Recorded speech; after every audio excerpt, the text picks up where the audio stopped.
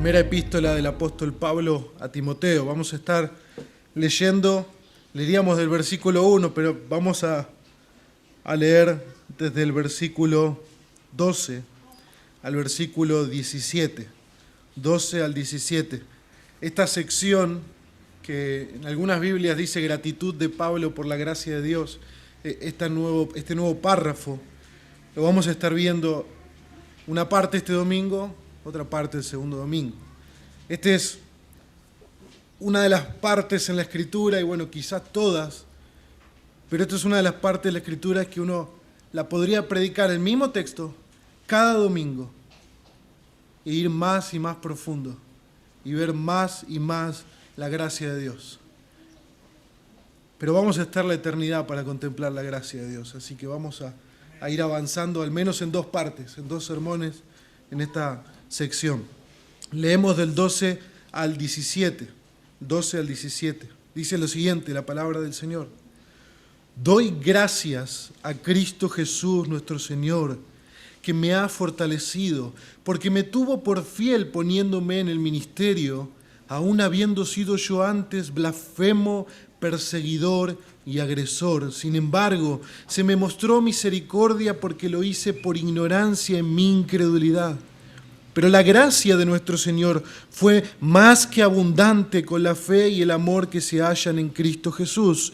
Palabra fiel y digna de ser aceptada por todos. Cristo Jesús vino al mundo para salvar a los pecadores, entre los cuales yo soy el primero. Sin embargo, por esto hallé misericordia, para que en mí, como el primero, Jesucristo demostrara toda su paciencia como un ejemplo para los que habrían de creer en Él para vida eterna. Por tanto, al Rey eterno, inmortal, invisible, único Dios, a Él sea honor y gloria por los siglos de los siglos. Amén.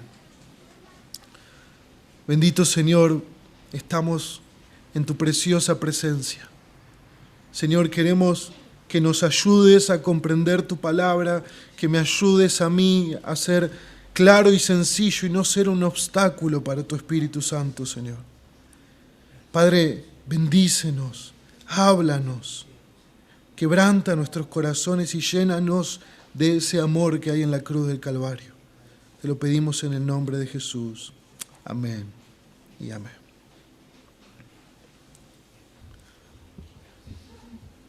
¿Cuál es el límite?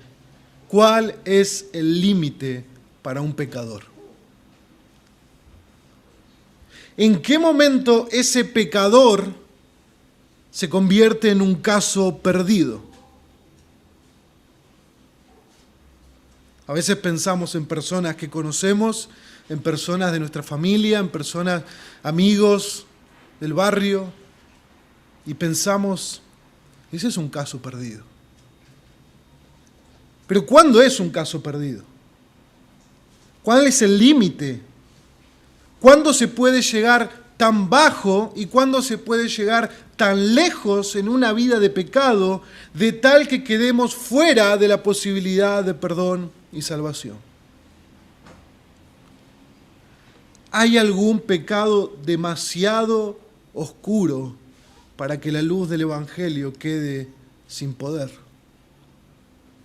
Hay un lugar oscuro, suficientemente hondo, suficientemente lejos para quedar fuera de la posibilidad del amor y la gracia de Dios. En 1725 nació John Newton.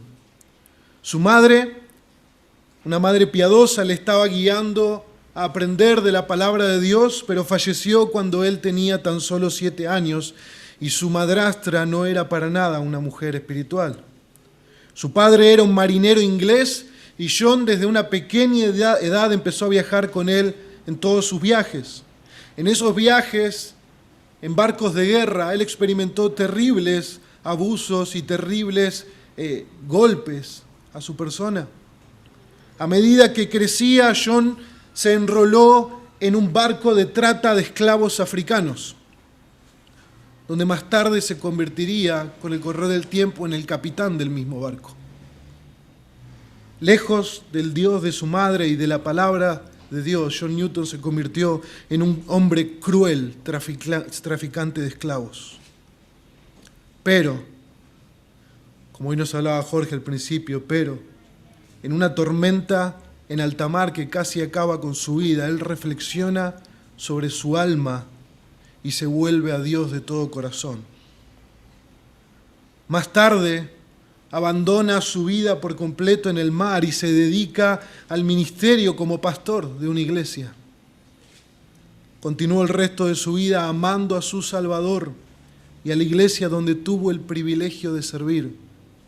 Y en sus últimos años se dedicó con mucho esfuerzo a trabajar y esforzarse a favor de la abolición de la esclavitud. John Newton experimentó el poder de la gracia de Dios, que es mayor que el pecado. Hoy cantábamos, su gracia es mayor. Dice el título que le puse el sermón, su gracia es mayor. Y lo que vemos en 1 de Timoteo, versículo 12 del capítulo 1, es que Pablo también experimentó de primera mano el poder del Evangelio para salvar. La gracia de Dios fue mayor en la vida de Pablo que la abundancia de sus pecados. Él mismo se pone como un testimonio de la gloria del Evangelio en salvar lo peor de lo peor. En salvar lo peor de lo peor. Él fue transformado por conocer a Jesús. Y el ministerio de Pablo es el resultado de la abundante gracia de Dios en su vida. Eso es lo que nosotros vemos en esta sección.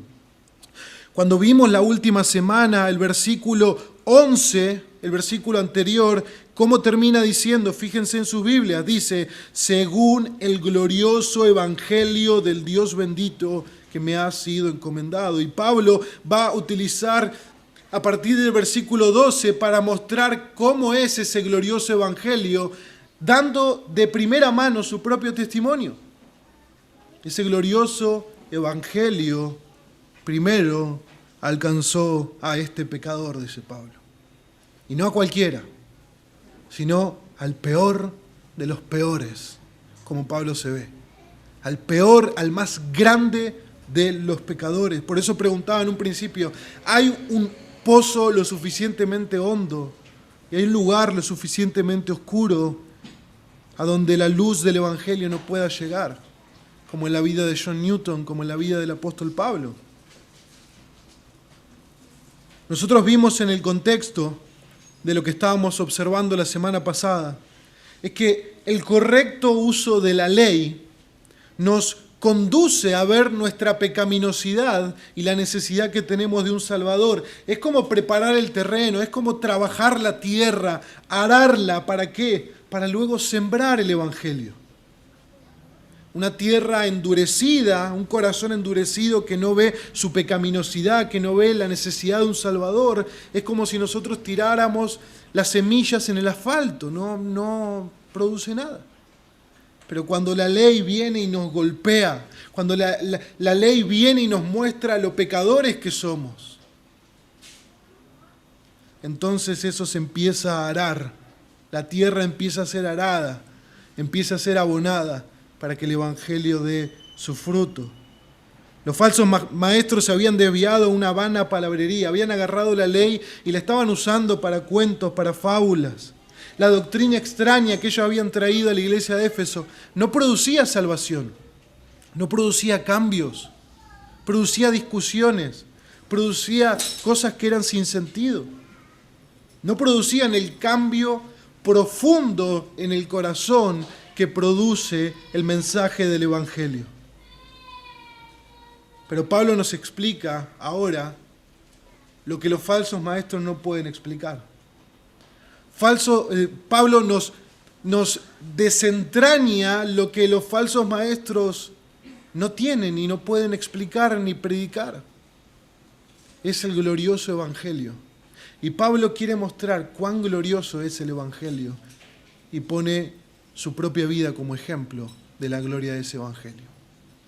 Entonces, yo quiero animarte al comenzar a mirar este sermón, este texto, que pienses en tu vida, que pienses en tu propio pecado. no para llenarte de culpa, sino para ver la gloria del Evangelio. Si no estás en Cristo, si tenés dudas, si sos o no cristiano, prestá suma atención. Y si estás en Cristo, mirá tus pecados como una oportunidad de ver la gloria de Dios en el Evangelio. La superabundante gracia que Pablo explica en este pasaje, la superabundante gracia que Dios le mostró a Pablo, hizo que él fuera derretido y consumido en gratitud y en amor por Cristo.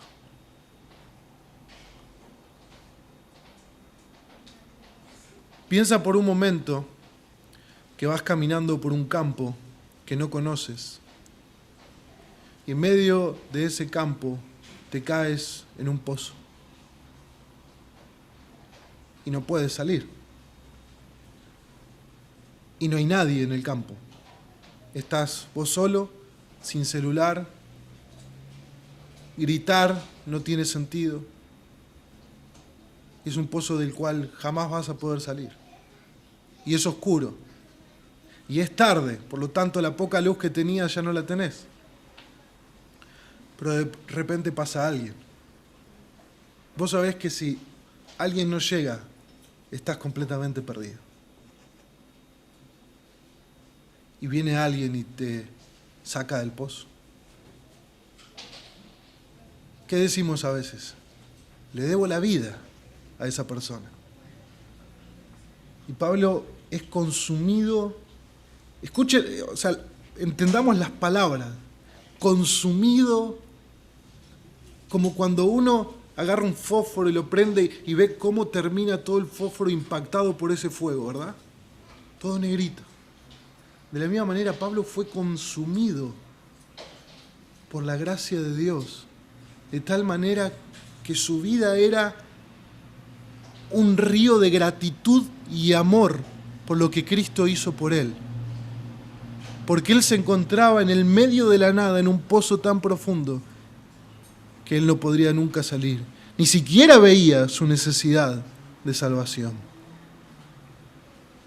Nuestro texto comienza, el versículo 12, con esta gratitud que hay en el apóstol Pablo. Él dice, soy agradecido, doy gracias a Cristo Jesús, nuestro Señor. A Cristo Jesús, nuestro Señor. Este título que a Pablo le encanta, a Cristo Jesús, nos habla de tanto la humanidad y la deidad de Cristo. Lo hemos visto cuando estudiamos el saludo. Pablo está reconociendo que la gratitud que él tiene se la debe a Dios en Cristo. Y Cristo es hombre y Dios. Y él utiliza la palabra nuestro Señor. Es una palabra que él utiliza mucho en otras cartas, pero en 1 de Timoteo es solamente en esta sección. Nuestro Señor. Kyrios. La palabra griega Kyrios, que refiere a autoridad suprema, autoridad primaria, se traduce como amo, dueño, señor. Los esclavos tenían Kyrios, a los cuales servían, eran sus amos. Cuando en el Imperio Romano, en el tiempo del Señor Jesús, dos soldados del César se encontraban, ellos se saludaban, no buenos días, sino César es el Kyrios. César es nuestro Señor.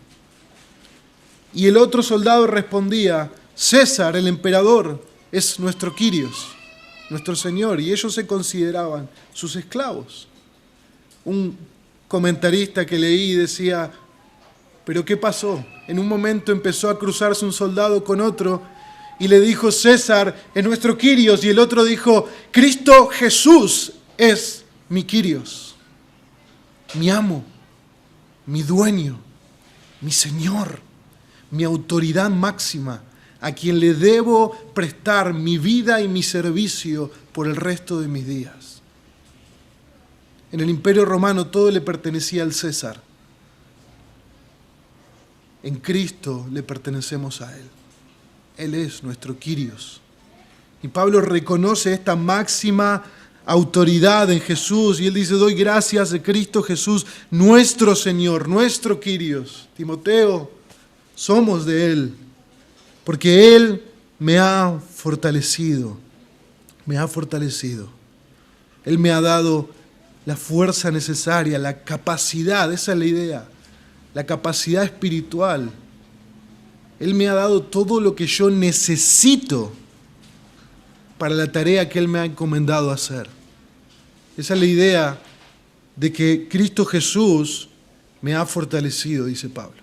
Yo doy gracias, y acá da las razones de por qué da gracias, porque Cristo lo ha fortalecido en la tarea que Él tiene por delante. Es la misma palabra que encontramos en el famoso Filipenses 4:13, todo lo puedo en Cristo, ¿por qué? Porque me fortalece. Y la idea es la misma, Cristo ha fortalecido a Pablo en el llamado que le ha dado. La gracia de Dios lo ha fortalecido para servirle. Y fíjense que Él dice, me ha fortalecido porque me tuvo por fiel poniéndome en el ministerio. Y acá es importante no ir demasiado rápido en el pasaje, porque nosotros podríamos pensar que Pablo es un tanto orgulloso. Si lo leemos de golpe, digamos, Él me ha fortalecido porque me tuvo por fiel poniéndome en el ministerio. Sí, pero ¿por qué lo puso Cristo Jesús, nuestro Señor, a Pablo en el ministerio? ¿Lo puso en el ministerio porque Pablo es fiel? Entonces, Él se merece el ministerio por su fidelidad, si lo entendemos de esa manera. Pero lo que Pablo está diciendo ahí es que por eso tenemos el versículo 13. Porque Pablo va a explicar quién es Él. Pero la idea es que Cristo, como Señor, lo consideró a Pablo como digno de confianza, como fiel, para hacerlo su servidor y para ponerlo en el ministerio. ¿Quién es el que le da la fuerza a Pablo? Cristo, Jesús, nuestro Señor. Cuando Él se encuentra, lo hemos visto anteriormente, cuando Él se encuentra camino a Damasco con Cristo, su vida cambia por completo. Entonces, Él reconoce que el llamado de la vida de Pablo, ahora que está en Cristo por la soberanía de Dios, es capacitado y habilitado y fortalecido para ese llamado por el Cristo mismo que lo llamó. ¿Por qué? Porque Él dice en Gálatas que Dios lo apartó desde el vientre de su madre para este llamado. En Damasco, Jesús envía a Ananías a Pablo porque lo había apartado para el ministerio. Porque le iba a mostrar todo lo que tenía que sufrir por causa del Evangelio. Cristo había decretado el llamado en la vida de Pablo y Cristo iba a sustentar a Pablo en ese llamado. Él lo fortalecía, Él le daba la fuerza, la capacidad, la habilidad necesaria para cumplir el llamado. Y por lo tanto, Cristo, como es el dador de esa fuerza, como es el sustentador de esa fuerza, desde el inicio lo consideró fiel. Lo consideró un hombre digno de confianza. ¿Por qué? Porque Cristo se iba a encargar de que eso fuera. ¿Entienden? La gracia que obró al principio del llamamiento de Pablo no es para que Pablo ahora sea fiel y digno de confianza en sus propias fuerzas. La gracia que llamó a Pablo al principio le dio todo lo necesario, lo guardó, lo cuidó, lo protegió de los ataques de Satanás, de las tentaciones, de la manera necesaria para que Pablo fuera en su ministerio un hombre digno de confianza y fiel. Pero lo que Pablo apunta en este texto no es a que lo vean a él como un hombre digno de confianza y fiel, sino que vean en su fidelidad la obra de la gracia de Dios. Pablo dijo, ya no vivo yo, mas Cristo vive en mí. Entonces, cuando nosotros miramos a Pablo, y muchas veces los pastores o predicadores hablan de Pablo como el mayor teólogo, Pablo como el mayor misionero, pero la gloria no es para Pablo, es para Cristo Jesús que lo fortaleció, Cristo Jesús que lo sostuvo, Cristo Jesús que lo consideró digno porque Él lo iba a sostener en el ministerio como digno de confianza. La palabra ministerio, poniéndome en el ministerio, tiene que ver con el servicio. Cristo Jesús lo puso a Pablo en el servicio. El Nuevo Diccionario de la Biblia traduce el término diáconos como servidor, ayudante, sirviente. Es la idea del esclavo de la casa. Cuando el amo llega, se sienta a la mesa y viene el esclavo a servirle la comida, a hacer los quehaceres de la casa. Esa es la palabra para diáconos, esa es la palabra, la idea de ministro. La idea de ministro es el menor, el más bajo de todos. Él es el ministro, el siervo, el servidor. Lo que pasa es que a veces en nuestro evangelicalismo nosotros agarramos ministro y siervo como nombres de alto honor. Pero eso no es lo que significaban en el primer siglo. Cristo Jesús, mi amo, el dueño de la casa, a mí, y vamos a ver cuán pecador era Pablo, a mí me consideró digno de confianza de servirle en la casa. Me consideró digno de confianza de poner el alimento en la mesa, de lavar los platos, de barrer, de cerrar las ventanas y abrirlas. Me consideró fiel, me fortaleció, dice Pablo. Tenemos que ver el lenguaje que Pablo utiliza en el primer siglo, porque nosotros somos argentinos del 2021. Necesitamos entender esta relación de lo que Pablo está diciendo. Él me tuvo por digno haciéndome el gobernador de Roma. No, el servidor, el más bajito de la casa, el que es el último, que está ahí para servir la mesa, para barrer, para limpiar los platos, para ir a levantar la cosecha, para ir a buscar el burro que se escapó. ¿Y cómo fue ese servicio en Pablo? Bueno, el apostolado de los gentiles. Fue enviado a los gentiles a predicar el evangelio. Fue enviado a este pueblo que no era pueblo en un principio. Esa es la idea. La misma palabra aparece en Mateo 22:13 en los que servían, cuando Jesús habla de la parábola de la boda.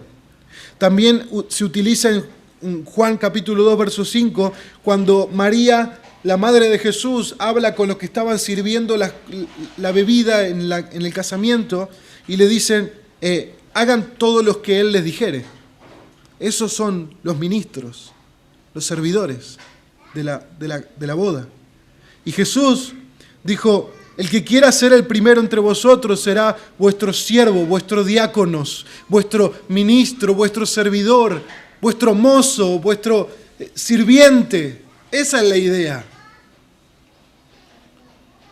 Cuanto más responsabilidades tenemos en el cuerpo de Cristo, en la iglesia local, sean pastores, sean diáconos, sean diaconisas, sean encargados de algún área, no importa el rol que tengamos en la iglesia, Dios nos llama diáconos, servidores, con esa idea de aquellos que sirven en la casa, aquellos que están en una boda sirviendo la comida y la bebida. Ellos comen antes o después, pero no comen mientras sirven. Están sirviendo, son servidores. Hermanos, si queremos reflejar la gloria de Dios y la gloria del Evangelio en medio nuestro, no hay lugar para la jactancia. El que más responsabilidad tiene, más abajo debe servir. El que más responsabilidad tiene que arremangarse y servir las mesas. Esa es la idea. Cuando nosotros limpiamos en la iglesia, o cuando nosotros cantamos, o cuando nosotros predicamos, o cuando nosotros abrimos la puerta, o cuando nosotros, todo el mundo se va y queda el último hermano con la llave para ir y cerrar la puerta, todos somos llamados a la misma tarea, ser diáconos, servidores, ministros, los menos entre todos nosotros. Y Jesús dijo: el que quiera ser el primero entre vosotros será entonces el que sirva a los demás. Y esa debe ser la competencia en nuestra iglesia local. La competencia entre nosotros tiene que ser quién sirve más a otros, quién se pone más en el último lugar, quién busca primero el interés de los demás, quién se pone en el último lugar con la actitud que hubo en Cristo Jesús, que siendo igual en forma de Dios no consideró el ser igual a Dios como cosa que aferrarse, sino que se humilló hasta lo sumo. Queremos ser más como Cristo en la iglesia, busquemos el lugar de mayor humillación para servir a otros, porque eso es lo que Cristo hizo por nosotros. Y Pablo dice: Cristo Jesús nuestro Señor me ha fortalecido porque me tuvo por fiel, me consideró digno de confianza, aún siendo todas estas cosas, dice Pablo. Entonces él no entiende, y lo vamos a ver más adelante, él no entiende lo que está pasando acá. Es demasiado abundante la gracia de Dios, demasiado abundante. Pablo dice: aún habiendo sido yo antes blasfemo, perseguidor y agresor. Aún, a pesar de, Él me tuvo por fiel. A pesar de, Él me tuvo por digno. Entonces, cuando nosotros servimos al Señor en el área que Él nos ha puesto, cuando nosotros servimos al Señor llamando a un hermano que no viene a la iglesia, visitando a un hermano que no viene a la iglesia, algo que quizás nadie sabe que ocurrió. Cuando servimos de esa manera, nosotros servimos a Cristo y Él nos considera dignos de esa tarea tan loable a pesar de nosotros. No para jactancia nuestra. No para luego volver a casa y decir: lo visité y no le dije a nadie. Como para una estrellita más. Una perla más en la corona, como dicen algunos, ¿no? No, hermanos. Cuando nosotros servimos en cualquier lugar que el Señor nos puso, debemos volver con gozo, diciendo: me tuvo por fiel, aún habiendo sido yo. Puntos suspensivos. Cada uno ponga su lista. Aún habiendo sido yo un religioso idólatra, aún habiendo sido yo un esotérico, aún habiendo sido yo un irreverente, un blasfemo, un drogadicto, un alcohólico, un golpeador, aún habiendo sido yo, puntos suspensivos, aún habiendo sido yo eso, puedo barrer la iglesia. ¡Wow! ¡Cuánta gracia superabundante de Dios! Aún habiendo sido yo. Ven, hermanos, lo que se está mostrando acá es la gracia superabundante de Dios. ¿Qué se hace con los rebeldes en una guerra, con los desertores, con los traidores? Se los mata.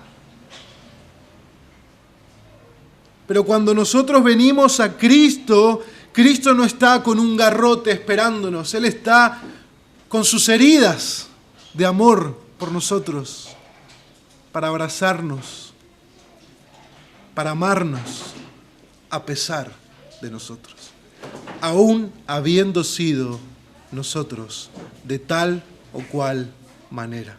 ¿Ven la gracia de Dios? Las palabras de Pablo son blasfemo, perseguidor y agresor.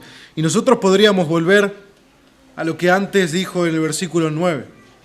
Sabiendo esto, ¿qué? Que la ley no ha sido instituida para el justo, sino para los transgresores y rebeldes, impíos, pecadores, irreverentes y profanos. Y yo antes blasfemo, perseguidor y agresor. O sea, la ley era para mí muerte, dice Pablo. Es la idea. Porque Pablo no está listando estos terribles pecadores y luego se pone él en la lista de los justos. No, Pablo está diciendo, antes yo estaba en esa lista. Antes yo era un blasfemo, un irreverente. La idea es alguien que es completamente irreverente hacia todo lo sagrado. Un blasfemo como Ananías y Zafira. Un blasfemo como Nadab y Abiú. Un blasfemo como Usa, que tocó el arca y no tenía que tocarla. Un blasfemo, alguien que iba en contra de Dios irreverentemente. Un Balaam, un Balac, que no le importaba nada e iba en contra de Dios. Un Manasés en su peor tiempo. Un Amón en su peor tiempo. Un Sedequías. Y podríamos seguir mencionando. Irreverentes, profanos en la Escritura, blasfemos. ¿Cuál era el castigo de un blasfemo? Según el antiguo pacto. El castigo de un blasfemo era lo siguiente. Levítico 24 se nos muestra el caso de una persona que había blasfemado el nombre sagrado de Dios. Y Dios le habla a Moisés y le dice con respecto a este blasfemo, saca al blasfemo fuera del campamento y que todos los que le oyeron blasfemar pongan sus manos sobre la cabeza de él y luego apedréelo toda la congregación. Y después hablarás a los hijos de Israel diciendo, con una persona maldiga a su Dios, cargará con su pecado. El que blasfeme el nombre del Señor morirá irremisiblemente. Toda la congregación lo apedreará, sea extranjero o natural, y morirá el que blasfeme el nombre. Pablo dice, yo merezco morir. El fariseo, el hebreo de hebreos, el que vivía en la secta más rigurosa, él entiende, yo blasfemé contra el nombre. ¿Por qué? Porque él no reconocía a Jesús como el Dios Mesías.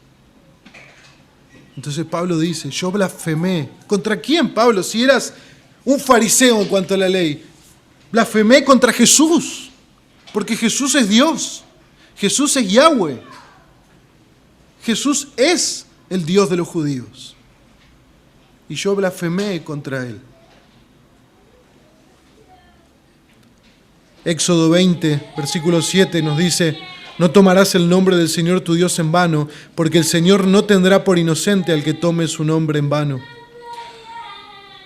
Números, capítulo 15, verso 30, pero aquel que obre con desafío, nativo o extranjero, y blasfema contra el Señor, esa persona será cortada entre su pueblo, porque ha menospreciado la palabra del Señor y ha quebrantado su mandamiento. Esa persona será enteramente cortada y su culpa caerá sobre ella. Pero ¿qué es lo que Pablo está mostrando? Que su culpa no cargó sobre él, que su culpa cargó sobre Jesús. Él merece morir. Él merece ser cortado entre su pueblo. Pero él reconoce el glorioso evangelio que le ha sido encomendado. Y el glorioso evangelio, Pablo dice, a mí se me ha mostrado este glorioso evangelio, pero antes de que se me fuera encomendado predicarlo, se me ha mostrado a mí. Ha sido aplicado a mí. He visto yo mi pecado y la gracia de Dios. He visto yo lo alejado y lo profundo que estaba y cómo Cristo me rescató desde ahí. Y a pesar de todo lo que yo era, Él me consideró no como un tremendo pecador que merece morir. Él me consideró como fiel, Él me consideró como digno de confianza y me puso en su servicio, en el ministerio. Esto es increíble, esa es la idea. Esto es demasiado glorioso, es una súper abundante muestra de gracia. ¿Cuántas veces nosotros, ante una persona que nos ha herido, lastimado, decimos, lo voy a perdonar, pero no lo quiero cruzar en el resto de mi vida.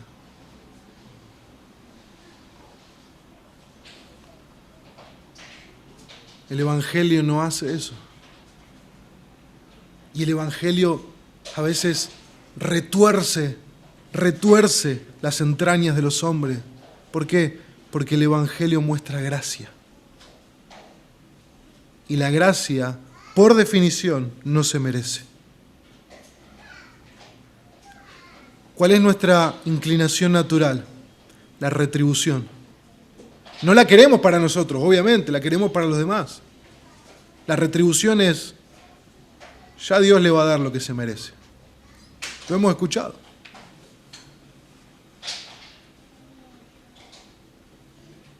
Pero el Evangelio no nos muestra eso. El Evangelio nos muestra una gracia abundante y superabundante. Recuerden que Pablo no solamente blasfemó, él obligó a otros a blasfemar. Él fue a buscar a los cristianos a las casas, los arrestó, los encadenó, los castigaba hasta que blasfemen el nombre de Cristo. ¿Se imaginan? ¿Por qué los cristianos no querían saber nada con Pablo cuando él se convirtió? Con justa razón.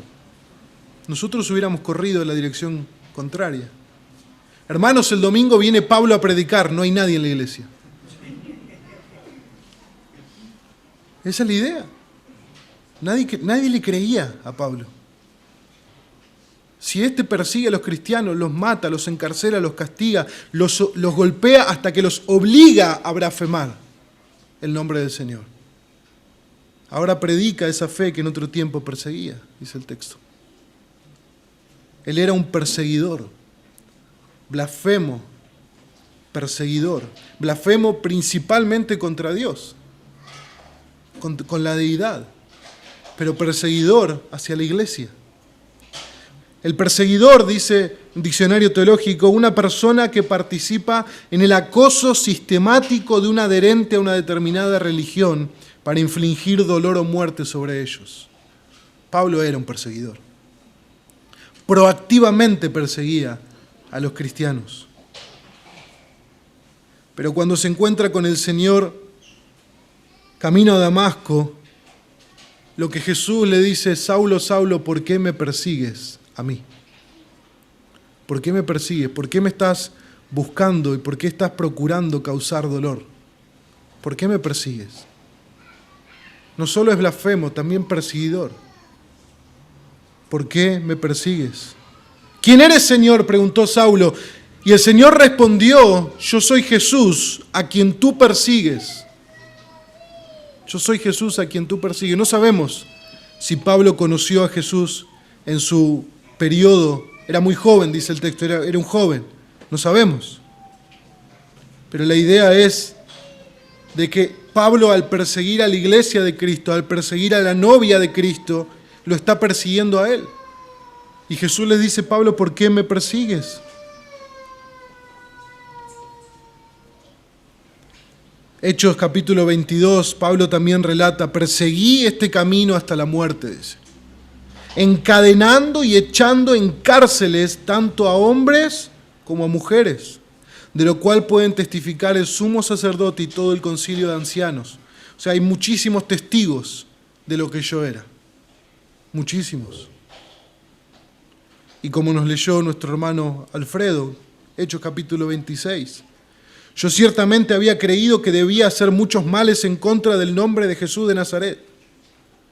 Esto es precisamente lo que hice en Jerusalén. No solo los encerré en cárceles a muchos de los santos, mire cómo reconoce Pablo ahora que eran santos los que él estaba encarcelando, con la autoridad recibida de los principales sacerdotes, sino que también cuando eran condenados a muerte, yo añadía mi voto, castigándolos con frecuencia en todas las sinagogas, procuraba obligarlos a blasfemar y enfurecido contra ellos, seguía persiguiéndolos aún hasta en las ciudades extranjeras. Este era Saulo de Tarso. Cuanto más profundo es nuestra noción del pecado, cuanto más lejos el pecado nos ha llevado de la santidad de Dios, más glorioso es el Evangelio que nos reconcilia con Él. Más abundante es la gracia cuando no solamente fuimos reconciliados con Cristo y Cristo nos dice, bueno, ahora te guardé un lugar debajo de la escalera y no hagas ruido, te daré comida debajo de una puerta y confórmate con eso. No. Cristo no solamente nos perdona, Cristo no solamente nos da su justicia, Cristo, su gracia es tan superabundante, dice Pablo, que me consideró, habiendo sido yo todo eso, habiendo castigado a los cristianos, habiendo blasfemado el nombre, habiendo perseguido a los cristianos, Él me tuvo por digno, me consideró como si yo fuera un hombre digno de confianza, que no lo era en lo absoluto, dice Pablo. Me consideró como si yo fuera fiel, me consideró digno y me mandó a esos cristianos a edificarlos por medio del mensaje del Evangelio. Esa es la gracia de Dios. Es una gracia superabundante. Pablo dice en Filipenses 3, en cuanto al celo por Dios, yo era perseguidor de la iglesia.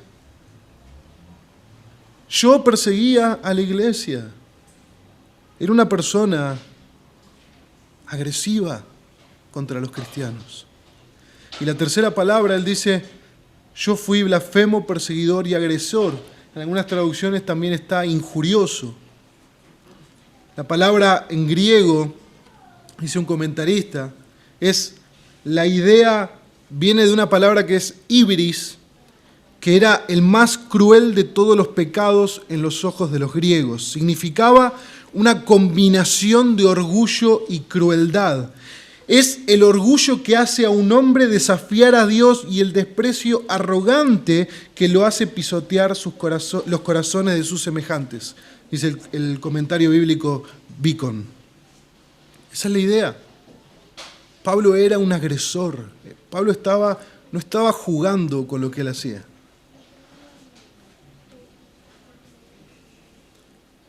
Cuanto más hondo y oscuro es el pozo de donde Dios nos rescata, mayor es la gracia y mayor el amor que experimentamos. Mayor la gratitud. Y alguno puede decir, bueno, yo no era perseguidor de nadie, yo no era agresor de nadie, pero ¿qué en cuanto a tus pecados? ¿Qué en cuanto a tus pecados delante de la santidad de Dios? ¿Podrías pararte delante del Dios Santo y decir que no eres tan malo ante su santidad? Cuando delante de Dios es aborrecible la mentira, el orgullo, la envidia, la vanagloria, la avaricia, la inmoralidad de corazón, todas las cosas que están dentro nuestro nos hacen tan pecadores como Pablo, tan lejos, tan profundo de la santidad de Dios. Pablo sabía la indignidad que él tenía. Cuando nosotros estamos conscientes de la indignidad que tenemos por causa de nuestro pecado, no estamos peleando por lugares en la congregación. No estamos peleando por posiciones en la iglesia, porque sabemos que somos indignos de cruzar las puertas de la iglesia local. Somos indignos de sentarnos con los santos y llamarlos nuestra familia. Somos indignos porque somos pecadores. Somos indignos y se nos ha mostrado la gracia de Dios. Pablo podría decirle al Señor, Señor, déjame dormir en un rincón de la casa. Señor, dame el trabajo más ínfimo del reino y yo ya estoy gozoso y eternamente agradecido de estar dentro del reino. Me conformo con barrer las calles, diría Pablo. Pero la gracia de Dios es súper abundante. Es súper abundante. La palabra que Pablo utiliza en el versículo 14, cuando él dice, pero la gracia de nuestro Señor fue más que abundante, la palabra en griego es hiperpleonazo, hiperabundante, superabundante, mucho más allá de todo límite. Cuando esa palabra se utiliza para el agua, es la idea del desborde, de un desborde que cae, que sale, un tsunami de gracia. Pensaba ayer en una ilustración sobre cómo podríamos pensar esta abundante gracia. Si yo dijera que tengo sed en mi casa y alguno de ustedes me toca la puerta y me da un vaso de agua, eso es gracia. Me han dado un vaso de agua para calmar mi sed. Pero cuando Jesús toca la puerta y nosotros abrimos, nosotros vemos el camión de Ives. Esto no es pago. El camión de Ives, lleno de bidones. Y cuando miramos detrás de ese camión, vemos otro. Y cuando miramos en fila, vemos que la línea no la podemos contar de camiones. Pero Señor, yo quiero un vaso de agua. Pero la gracia de nuestro Señor es súper abundante. Esa es la idea. Nosotros no podemos determinar cuánta gracia el Señor nos va a dar. Nosotros somos objetos de esa gracia. Y cuanto más gracia se nos da, cuanto más sobreabunda, cuanto más el Señor abunda en nosotros, ¿nosotros qué tenemos que hacer? Más gratitud, más adoración, más amor. Esa es la respuesta a la gracia. Pero Señor, yo solo un vaso de agua, yo no solamente necesito salvación, solamente necesito que me libres del infierno y puedo quedarme pintando los muros del cielo, Señor. No. Ahora eres mi hijo, dice Dios. Ahora te sientas a mi mesa y cuando vengas a mi reino hay una herencia esperándote. ¿Qué? Esa es la súper abundante gracia de Dios, de la cual somos indignos. Y porque somos indignos, eso nos muestra cuán glorioso es el Evangelio.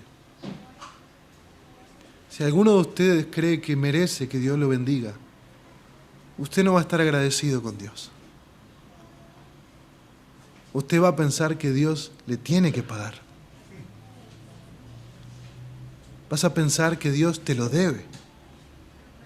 Pero si mirás tu pecado y cuán indigno sos de que Dios te mire a los ojos y veas que Él vino a este mundo, entregó a su unigénito Hijo, el unigénito Hijo murió en la cruz por tus pecados, derramó su sangre en la cruz por tus pecados, y te veas eternamente amado y amada, cuando el Señor te permite en su misericordia abrir la puerta de la iglesia, lo harás con el corazón agradecido, con una sonrisa en el rostro y dirás: bienvenidos a la casa de mi Padre. Qué maravillosa es la gracia de Dios. Qué superabundante la gracia que Pablo está diciendo. Recuerden el endemoniado gadareno. ¿Qué hacía ese hombre? Andaba entre las tumbas. Cuando lo querían agarrar, golpeaba a medio mundo. Y luego viene el Señor y lo salva, y lo hace libre, y le dice al final: ahora ve a los tuyos y diles la superabundante gracia de Dios. Ve a los tuyos y diles las cosas maravillosas que el Señor ha hecho por ti. Esa es la idea de la gracia de Dios. Hermanos, ninguno de nosotros se merece la gracia. Y Pablo dice: aún habiendo sido yo blasfemo, perseguidor y agresor, sin embargo se me mostró misericordia. La misericordia, lo hemos estudiado en textos anteriores, es la idea de la compasión por el pecador, la compasión por aquel que está sufriendo, aquel que está en una situación trágica. Se me mostró compasión, se me mostró misericordia, dice Pablo. En medio de mi blasfemia, mi persecución y mi agresión, se me mostró misericordia. ¿Por qué? Dice Pablo, porque lo hice por ignorancia. Y la idea acá, no tengo mucho tiempo para entrar demasiado profundo, pero la idea de porque lo hice por ignorancia en mi incredulidad no es que Pablo está diciendo el Señor me debía misericordia porque yo ignoraba. Lo que Pablo está refiriéndose es a la idea del judío de la diferencia entre dos pecados, el pecado por ignorancia y el pecado premeditado, el pecado deliberado. Es la diferencia entre es la diferencia entre Saulo de Tarso persiguiendo a la iglesia y Demas. Es la diferencia entre Saulo de Tarso que no conocía la verdad, que no afirmaba que Jesús era el Cristo, el Hijo de Dios, que no afirmaba la validez de los cristianos, que él los perseguía como si fuera una secta, a la diferencia de Demas, que acompañó y caminó con Pablo predicando el Evangelio, que lo acompañó en sus viajes ministeriales y finalmente, amando al mundo, lo abandonó. Por ignorancia en mi incredulidad, pero habiendo sido iluminados, como dice la Escritura. No está hablando de un nuevo nacimiento, no está hablando de una conversión, no está hablando de cuando Dios dice cambiaré el corazón y pondré mi espíritu y andaré, que anden en mis caminos. No está hablando de eso, está diciendo, habiendo afirmado la verdad, ahora se han apartado. Pablo dice, yo no entendía, yo no sabía. Y por esa ignorancia, en mi incredulidad, Dios movió su compasión, su corazón compasivo en salvarme, en mostrarme. Y yo me siento reflejado, hermanos. Cuando yo tenía 17 años, yo tiraba las cartas del tarot en mi casa. Estudiaba brujería, curanderismo, y lo hacía y tiraba las cartas de tarot pensando que servía a Dios porque lo hacía con una estampita de Jesús. Y yo leía este pasaje y estudiaba esto, y yo decía, Señor, cuán grande era mi ignorancia y mi incredulidad. Cuán grande. Y el Señor me mostró misericordia.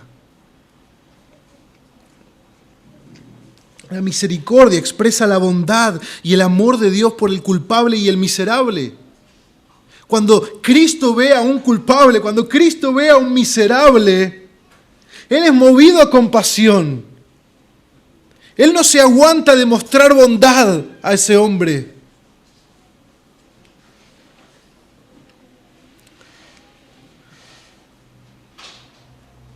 El Señor muchas veces, cuando le preguntaban, si quieres, puedes sanarme, Él decía, ¿qué? Quiero. Ese es el corazón de Jesús. Quiero.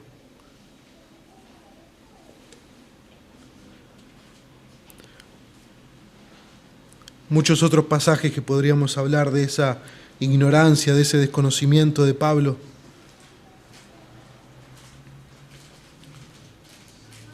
Pero vamos a ir más adelante.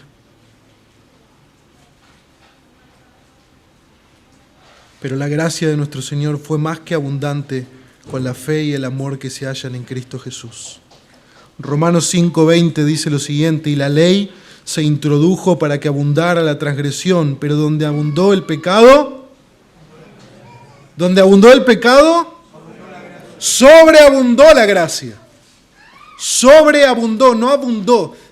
No abundó, es un vasito que yo lleno bien hasta el límite, eso es abundante agua. Yo lo podría llenar 3/4 y estaría bien para tomar. Pero si uno llena hasta el borde, ¡uy, qué abundante! Gracias. Pero si yo pongo ese vasito y agarro la manguera de los bomberos y la abro así y la pongo arriba del vaso, eso es súper abundante.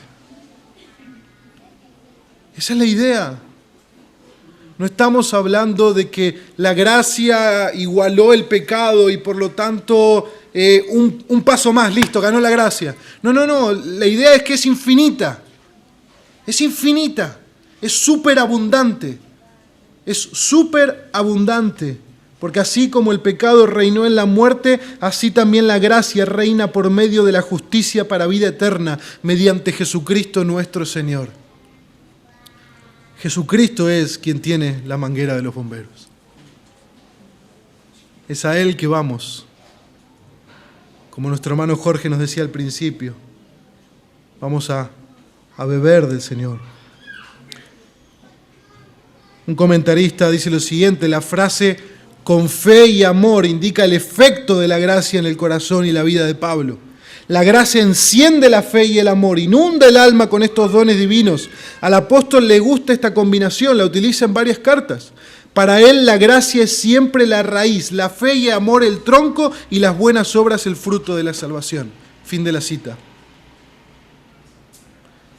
donde hubo blasfemia, habiendo sido yo blasfemo, donde hubo blasfemia, por la gracia ahora hay fe. Fe en Cristo Jesús, confianza en las promesas de Dios. Y donde había persecución a la iglesia de Cristo, ahora hay amor por los hermanos. Amor por los hermanos. Esa es la obra de la gracia de Dios. La gracia de Dios transforma el pecado de una sobreabundante manera a mostrar fe y amor. Si hay alguien que nosotros vemos en todo el Nuevo Testamento, humanos, pecadores, que mostró fe en Cristo y amor abundante por la iglesia, fue Pablo. Fue Pablo. Podemos leer todas sus cartas, lean Tesalonicenses, lean Corintios y busquen todas las maneras en que Pablo amó a esas iglesias. ¿Pero por qué amó de esa manera? Porque él fue amado, habiendo sido blasfemo, perseguidor y agresor. Cuando John Newton se volvió pastor por la gracia del Señor, también se destacó por escribir muchos himnos centrados en su amor por Cristo y por su gran Salvador. Y uno de sus famosos himnos, y con esto termino leyendo esta letra y oramos, es Sublime Gracia.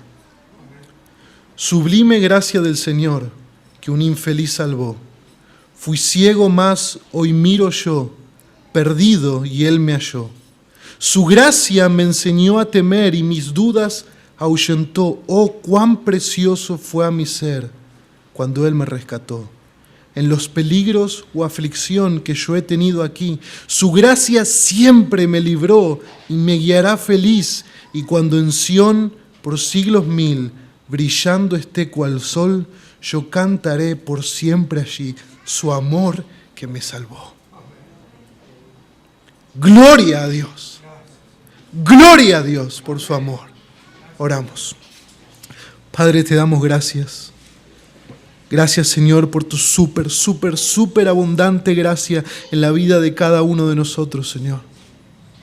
Gracias por haber enviado a tu Hijo. Gracias por haber escrito este texto para nosotros, Señor, hoy, en esta mañana, en Citibel. Cuán necesitados estamos de recordar la superabundante gracia que se nos mostró en la cruz de Cristo. Señor, te amamos y pedimos que tu palabra dé fruto en nuestros corazones. Te lo rogamos en el nombre de nuestro glorioso y amado Salvador, Jesús. Iglesia, pongámonos de pie y cantemos al Señor esta alabanza. Su gracia es mayor.